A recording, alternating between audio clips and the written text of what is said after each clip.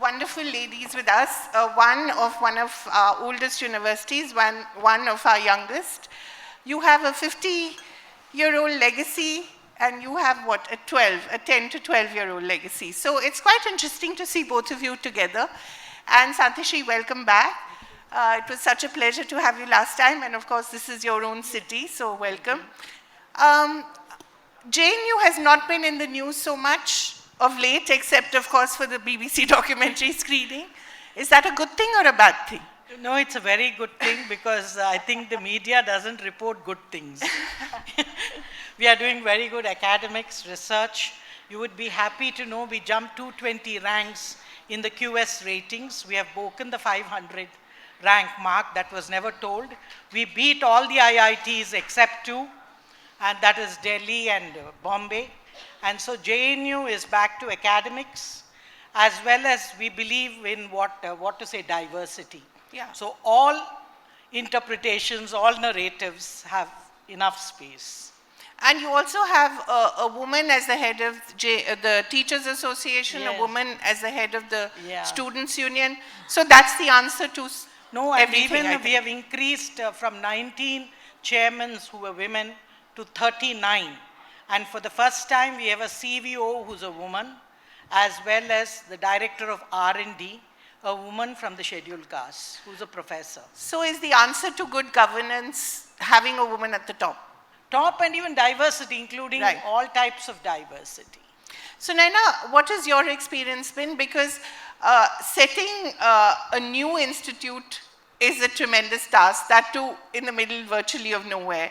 But you've managed to get it up and running with 45, I think you have 47 staff, compared to, of course, her 8,000.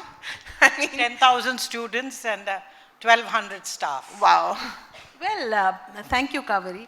I don't think we should compare JNU with Nalanda, since Nalanda has an illustrious history. Of course, it's older.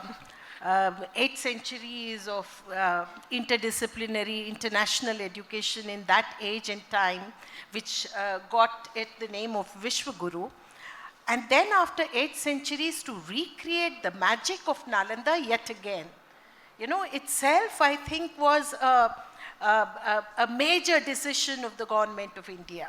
But we've been there now for 12 years roughly, but I think the university actually started running post 2017, not because I took the charge at that point of time, but because I firmly believe that the university was non-existent, because we took courses, and in the backwoods of Bihar, in a two pota cabins for classrooms, that's what I inherited at that point of time.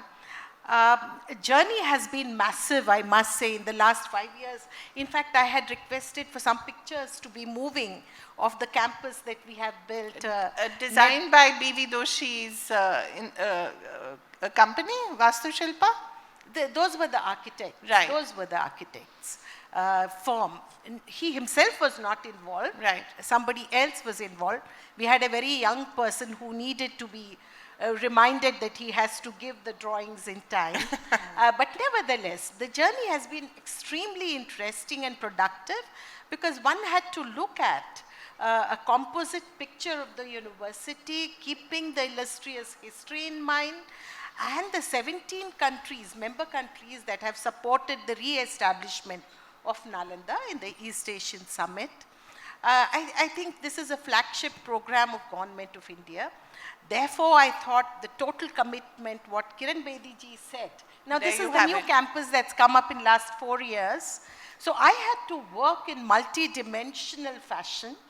I build the infrastructure in a completely, state-of-the-art fashion, befitting the name of ancient Nalanda.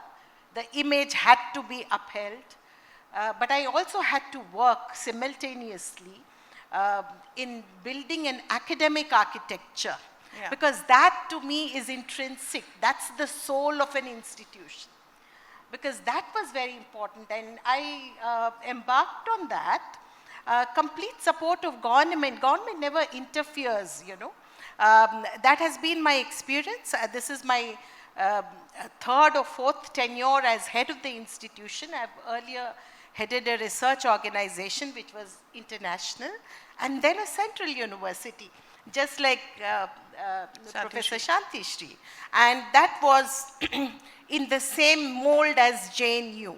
So you had many challenges, but then you need to take up challenges and transform them into productive work. You know, how do you translate an idea into reality? Nalanda today, if you take a closer look, you know, we created about 100 acres of water bodies, 300 acres of greenery, and the remaining, it's 555 or 65 acres. It's a completely net zero sustainable campus made in the mold of ancient Nalanda with ahar pines, all the ancient forms of creation. So I see a very bright future. While it has challenges of locational disadvantage, you know, we still need to work. We are work in progress, I would say. But right now, are we in a good place? I would say yes, because it's extremely promising. So, Santishree, but the ultimate products of any university are its students. And, you know, you've interacted now with so many students from diverse backgrounds in your year. You've just about completed a year as the head. What has your experience been of the students, of their needs, of their aspirations? What is the sense that you get of the young India, which you're really, you know, molding? I think the young India is extremely, innovative. They have good ideas. What we need is to give them the proper direction. And in JNU, not only direction, we also give them variety. They are exposed to so many narratives, and we have one of the most brilliant faculties in India. I can vouch for that. And most of the students come, the competition is so high. Yes. It is 1:1 lakh who come into JNU, and let us commend the central government because they have kept up the spirit of JNU, which is to serve the brilliant among the marginalized. Yes. Our fees is still 10 and 20 rupees. And let me tell you that this institution is serving the purpose, and I can also say all my students are very creative, very innovative, as well as very nationalistic. Kaveri, let me tell you, all the top defense institutes of India, meaning NDA, IMA, all the naval academies are affiliated to JNU. So I think we are one of the most nationalistic, but at the same time, we hold up the spirit of the Indian civilization state, that is diversity. Ekam sat vipraha bahuda vadanti. And argument. Yes. Which is important. Very important. So when you have incidents like the BBC documentary screening, that sends the wrong message to people, isn't it? No, the question is, see, it's a public institution. Nobody is questioning anybody's individual rights. But in institutions, you cannot, permit the screening, because there are people of the opposite view also who feel that it should not be screened. So the best we told them is that this is the advisory, and we would not advise it to be screened on the campus. And let me tell you, JNU did not screen the documentary on the campus. And this was done with the cooperation of students and faculty. Yes, they disagreed, but we agreed to disagree. And there was peace on the campus. Peace on campus is important, Yes. of course, but how much of a role does your faculty have to play in that? You also have to get the faculty on your side. Not all of them agree perhaps with your point of view. How do you persuade them? How do you work with them? We keep talking. We have the academic councils, the executive councils, where there are a lot of dissenting voices. And let me tell you, we are not so fragile that any criticism would bring us down. I think the civilization is the only one with China to enter the fourth industrial revolution. Yeah. So it is extremely strong to dissent, and dissenting voices are appreciated. And even they agree that there is space for everybody in this country. Right. Have you had any personal experience where someone that you disagreed with violently, or let's not use violent, someone you disagreed with, whose politics perhaps you didn't agree with, you were able to persuade? I think let's say all of them are persuaded. The piece the whole year has been that we are working together. And I think let's remember that diversity brings this beautifulness. All of us agree. And I don't think any faculty was ever violent, at least in the last 1 year of there. And we have been, and all of them are very happy to, work positively.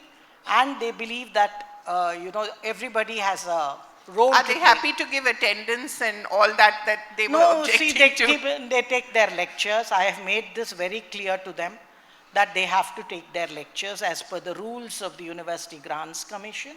And their presence on the campus is needed, though we don't have attendance. The Honorable Supreme Court said JNU should not be put into under any force. Yes. So they've made us an exception to the rules, so I cannot put up things that, I think all teachers are accountable. Self-discipline, as what Kiran Bedi ma'am said, I think many of them practice self-discipline. Right. So, Sunaina, what can you learn from Santishree's year at JNU? Well, there are many things that one can learn from JNU per se. And, the experiences tend to should bring the best from us. On the question of how to persuade, Yeah. I don't think it's necessary to persuade, or be persuasive all the time. I think it's very important that an institution has its backbone, and as administrative executive heads, we stand up to the ethical values. We stand up to the academic, framework of the institution. And I've had several experiences in my earlier Central University where I had to stand up and say no to many things, like students. It could be different demands. For one, I would always make it very clear, if you have a request, you may come to me and I will address the issue. But if you come with a demand, I may not look at it, because it's very important for me as an academic that we teach our student the discipline of respect to begin with. The basic courtesies, the Indian ethos it rests on politeness, it rests on our sanskar, or, I've said many times no, and the students have relented many times. They have to, at times, when they see that there is logic, when they see there is commitment, when they see that in your heart you would want the university to progress. So as heads of the institution, when we are committed to the goals of developing an institution, it's perceived by others, it's understood by others, if not earlier, later. And it has worked.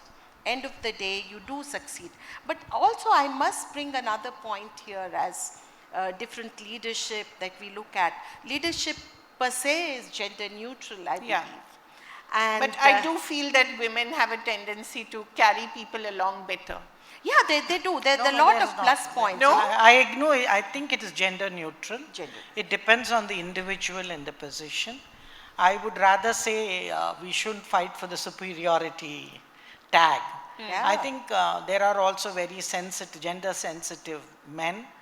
And I think it's possible because I think we also believe in Ardhanarishwar, right, on the idea of balance, on the idea of harmony. Right. So I think the way we look at gender is in a more harmonious fashion, including the transgenders. Yes. What's your one wish for JNU in the next year? Basically, we have to improve our infrastructure. We are bringing in a lot of industry to work with in university, in infrastructure, as well as in restructuring many of our courses to make it more flexible in the whole framework of the NEP 2020, as well as I would say the student faculty, coming together. We are more or less working well together at this point of time, and we hope to make it much better in the university. So first I would say infrastructure. Right. We really have a dwindling infrastructure of more than 54 years. Yeah. And we need to, and the government of India has been extremely generous. But you need to raise your corpus for that, don't you? Yeah, we are raising our corpus. How are you doing that? You know, I'm getting a lot of corpus grants Right. from different sources. One is I got a corpus grant for the study of Tamil. We are setting up a special center for Tamil Wonderful. studies, culture. We already have a Tamil stream where we translated Tolkappiyam into Right. Hindi. Who is funding this? The state government of Tamil Nadu. Well I done. thank the Honorable Chief Minister Muka Stalin. He gave us 10 crores. Wow. And this sent a domino effect.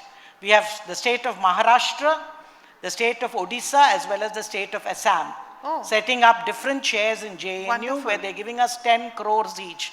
So from 50 crores, I've taken up our corpus to 90 crores. And your plan is to raise it to 250. 250, yes. What you're going to do? We are going to go even to private, industry where they can do it in the form of infrastructure Right. and others. And for that, the image of the JNU has to become much more positive. So the first year we achieved, I think to a large extent, we're able to achieve that. Right. So what are the other chairs that you plan to do? You've gone to the government. One is Shankar Deva chair. Right. And the other is Odisha. We have the Odia Sarla Das Right. chair. And then in Maharashtra, we are having what is to say the Chhatrapati Shivaji Maharaj chair. We also have the Special Center for National Security Studies, where we hope to study the Cholas and their naval power, and the Marathas, their guerrilla warfare, Right. and their naval power, Sardar Angre. So these are the other courses that we are bringing in, so that this would enrich the already existing courses that we have. And in philosophy, we are bringing in Shaiva Siddhanta, especially from Tamil, the southern part, Vaishnavism, both from Manipur and Tamil Nadu and other parts. So we're bringing in other disciplines which greatly enlighten and make holistic students out of the university. And do you have the support of your faculty? Yes, yes, everybody, we have passed it through the academy. Let me tell you, last 1 year, Kaveri, You've been working very hard, I know. Yes, academic councils, executive councils were one of the most civilized bodies. We debated, we discussed, and then we came together in a consensus, which is very much the Indian tradition. Right. And everybody wants a better university. Who wouldn't? Absolutely, absolutely. Right. Everybody wants it, and especially the Prime Minister, we are following his idea of Sabka Saath, Sabka Vikas, Sabka Prayas, Sabka Vishwas. And in JNU, we are following it.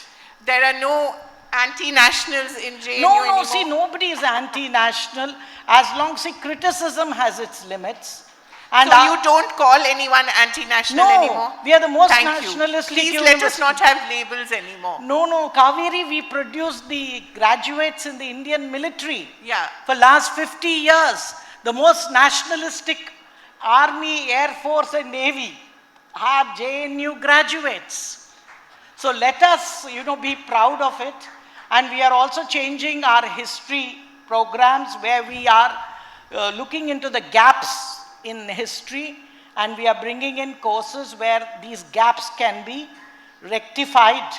We are not, I wouldn't say it's rewriting. Right. I would rather I was say about what to is ask already you. there, we appreciate, Yeah. but we are putting in the gaps where many chunks of history have not been written and celebrated. Like for example, take Savitri Bai Phule. Yeah. We celebrated her 192nd birth anniversary on 3rd of January, and have also appealed to the government of India to declare it as the National Women's Day. Wonderful. Sunaina, your wish for your university. This is a great model to follow in terms of funding. Yeah, absolutely. I think the universities will have to look at funding models and perhaps have to do a little bit of remodeling where systems are concerned. But having said that, I would like to focus a little on the NEP. Yeah. This has been a game changer. We finally said goodbye to Macaulay way of teaching or, having institutions. I think this will ensure that the Indian knowledge systems play a very important role in our, projection of India at a global level.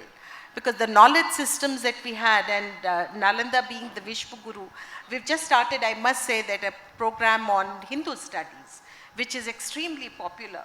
Nalanda, the other important thing, I will focus on it because I think that's what we need to explicate and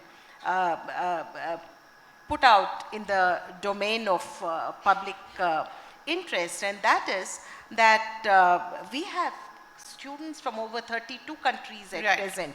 When we started off, there was only one country, but today the kind of interest that we have, and all my students in Hindu studies are from other countries. We have 2 students from India. I hope to see more students opting for a course like that, because the repository of knowledge that we have had in India for years, for centuries, I think that needs to be again rediscovered. It's very important as heads of the institution.